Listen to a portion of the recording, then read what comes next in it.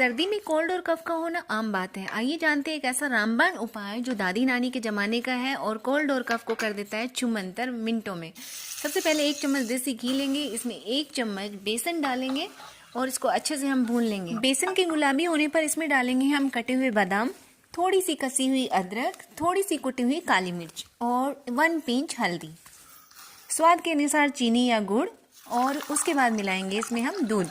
2-3 minute तक इसे चाय की तरह बॉईल आने तक पकाएंगे और फिर ग्लास में ट्रांसफ़र कर लेंगे और गर्मा गर्म इसका सेवन करना है। हमें रात के टाइम इसे सोते टाइम ले सकते हैं और दिन में हम इसे धूप में बैठ के इसका आनंद ले सकते हैं।